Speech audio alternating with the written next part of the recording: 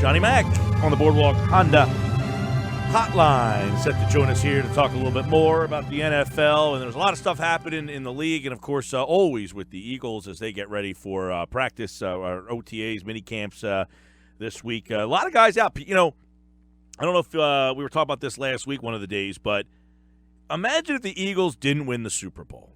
Yeah. And if Wentz was hurt and not practicing, and Fletcher Cox and Brandon Graham and all these guys, like all of these Jordan veterans Hicks, that are currently not we would be in an uproar that, oh my God, how are these guys not going to practice? There's no way we're going to win without these guys.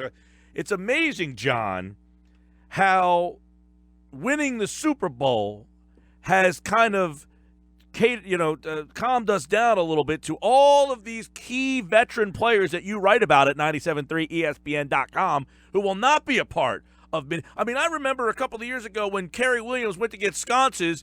That guy was never the same. Nobody liked that guy again. Now it's, go design your house, sit out for as long as you want. Who cares?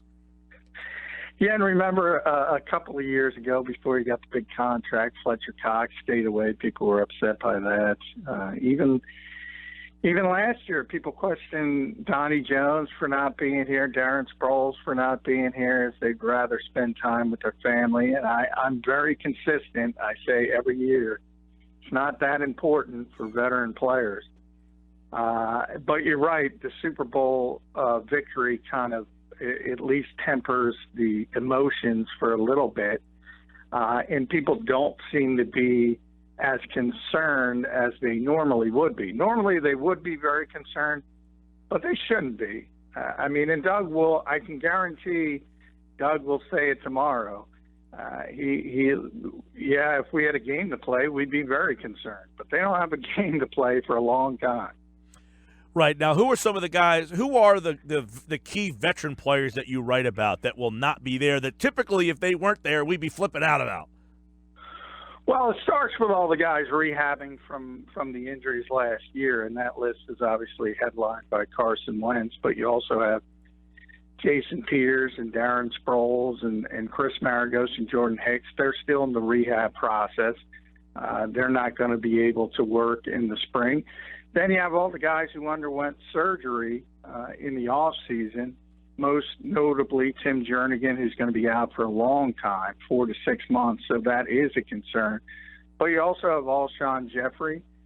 You also have Derek Barnett. Even Malcolm Jenkins had thumb surgery. Said it was fine, but I'm not sure if he's going to do much. And we'll see starting tomorrow. And then you have guys who they signed that were coming off injuries. People forget about that. Elodie Nada tore his biceps last year and ended his season early. So did Corey Nelson, same injury, torn biceps. So all of those guys are not going to be ready to go as Phase 3 of OTAs start tomorrow.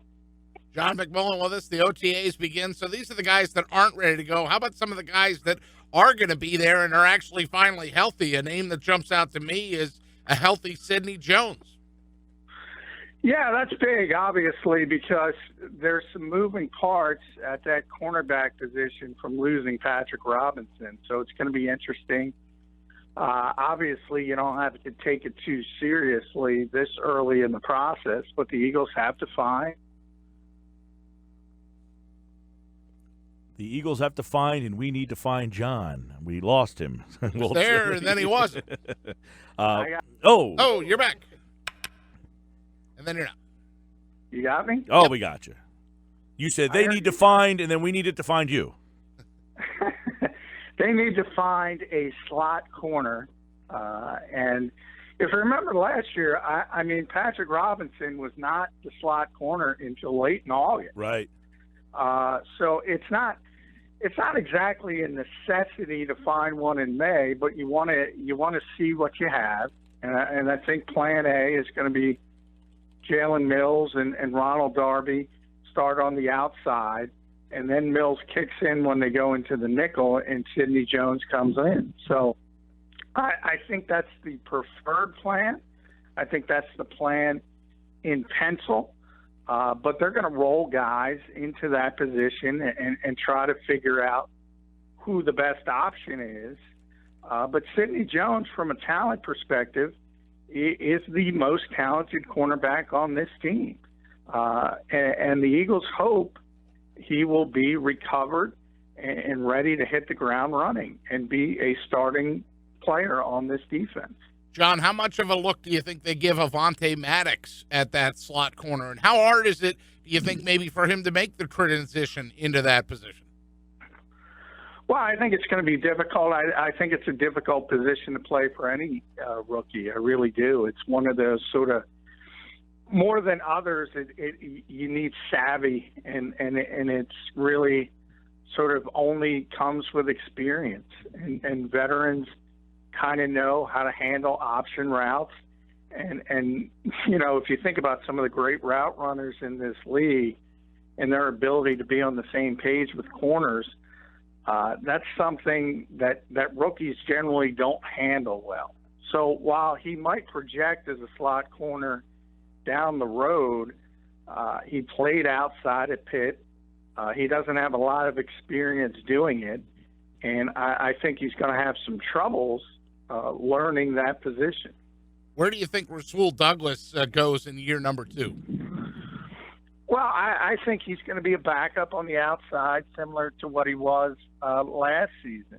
And there's sort of a secondary aspect to this is that the Eagles don't have that third safety any longer, although they may bring back Corey Graham in August again.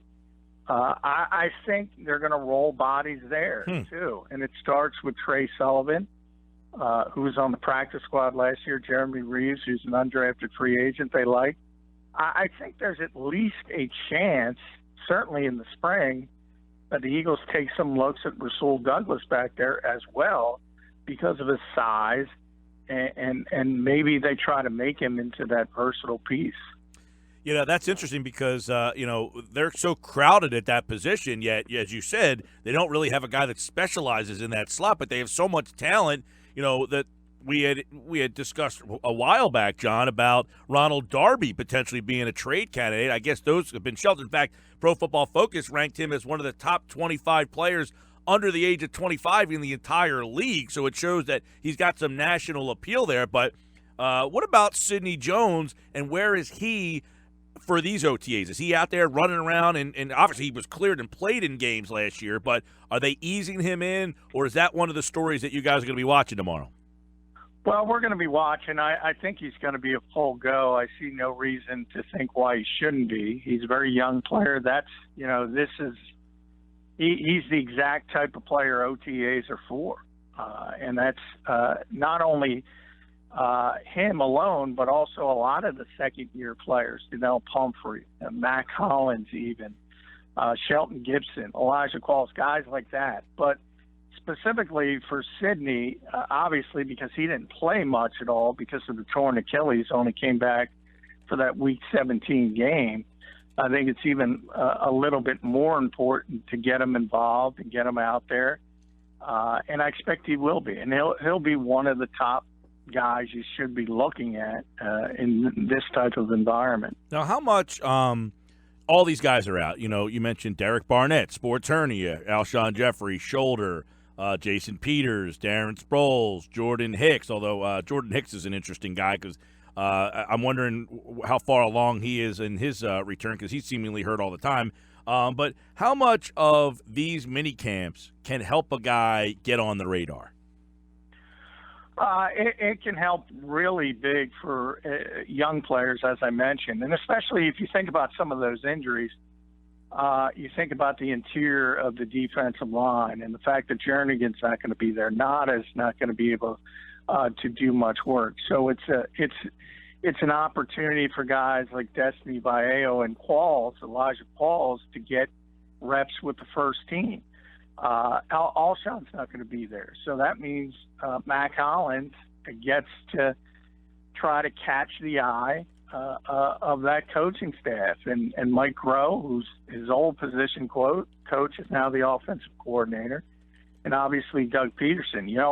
I think a lot of people realize, the Eagles certainly realized, but even people outside the building knew they needed an upgrade from Torrey Smith at wide receiver, opposite Alshon. And they didn't, they went out and got Mike Wallace. And that tells you a couple things. It tells you that they didn't have complete confidence in Mac Hollins, nor should they, and they should bring in competition. But he's got an opportunity to show some things because he's going to get a lot of first-team reps without Jeffrey in there. So there's a lot of those guys. And guys like Pumphrey and Shelton Gibson, I mean, they're fighting for their very roster lives, so to speak. So it's very important for younger players like that. John, since you brought up Pumphrey a couple times, how about the running back position? Because with the Eagles in their roster, they have such a depth on their roster. There aren't a lot of battles that are going to take place in the spring and the summer, but behind Ajayi, Clement, and Sproles, there is a spot to be that fourth running back, and a lot of names in the mix. How much do you think Matt Jones or Josh Adams stands out? Well, to be honest, at that position, I think more than any other, it's kind of fool's gold to think anything of OTAs because there's no pads, there's no contact. There's no nothing. And it's really difficult for a running back to look bad in this type of environment. And that's kind of what happened. Everybody was really, really excited about Pumphrey last year because he looked so good in the spring. And then you got to August and the pads went on for practice, the preseason games, and he just couldn't stand up physically. He just wasn't strong enough. So I don't think we'll know that story until training camp, just because that position, as I said, it's really difficult to show off in these OTAs because there is no contact, but there's a lot of names, and that's what the Eagles want. And it's let the chips fall where they may with Jones and with Smallwood and Pumphrey and even Josh Adams, an undrafted guy. It's going to be who is the best, and competition, iron sharpens iron. Every NFL coach will use that ad nauseum, and that's what the Eagles want. And I think it'll help Pumphrey, whether he makes it here or he goes on to another city and tries to make another team. I think that competition will only help him. So you're saying we should Pumphrey the brakes on that, huh? See what I did there? John McMullen at JF McMullen, and let's take a look at some national things real quick. Roger Goodell coming out and saying that Congress should enact uniform gambling standards for the state. So essentially the NFL is saying we need your help here, and obviously have some trepidation about sports gaming. You're going to start. I got to tell you, John, Saturday night, if I was asked 5 times, I was asked 500 times about sports gambling and when is it going to start. I mean, people are asking questions all over the place about this, but Goodell, obviously, in the NFL has a little bit of concern. Yeah, and we kind of told you that last week. They were going to go to Congress immediately to try to set up. They know they've lost the fight, but they want to set up sort of a uniform rules that go across every state. And we'll see how that sort of shakes out. But there's no doubt as far as New Jersey and Delaware, I mean, they're on the fast track. They're going to get this legalized and ready to go before Congress acts. We all know how quickly they do things in D.C. So it's going to be here on a local level quicker. But for the long term, the NFL ultimately is hopeful, and I think they will, get some help from Congress to set up these uniform rules. And as I said last week as well, that's kind of twofold. They want that structure, but they also want to make sure it's easier to carve out a piece to make money off their own product, which, to be honest, they should be able to do.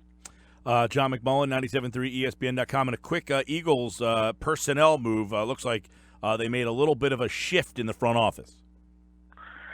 Yeah, this is the time of year for personnel department changes. The Eagles hired a couple scouts. They also promoted Casey Weidel, who was Andy Weidel's brother, to the job Mike Bradway had. He had left to go to Kansas City. I had written Casey was probably going to get that job on 973ESPN.com. So if you're paying attention, you already knew that. All right. Johnny Mac, with all the football, GetMoreSports.com is also where you can check out John's. By the way, Richie Incognito, the guard Buffalo, was released today, so a pretty high-profile offensive lineman hitting the streets there.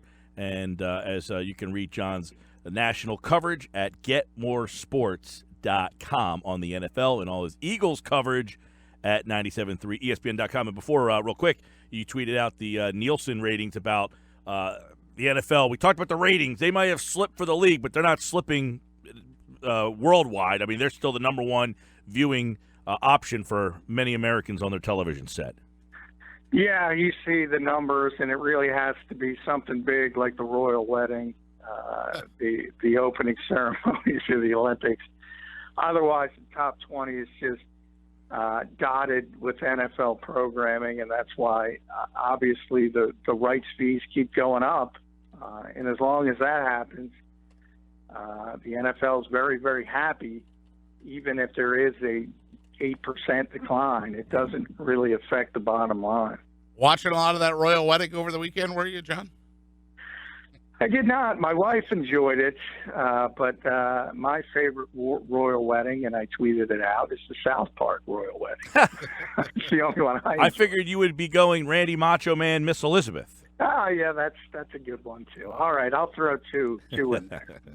And speaking of TV rights, look at that WWE deal. Yeah. They got today. $1 billion, was it? $1 billion over 5 years. And that's for the B show. Somebody told me it was fake. No, that's real. John, take care, pal. All right. Take care, guys.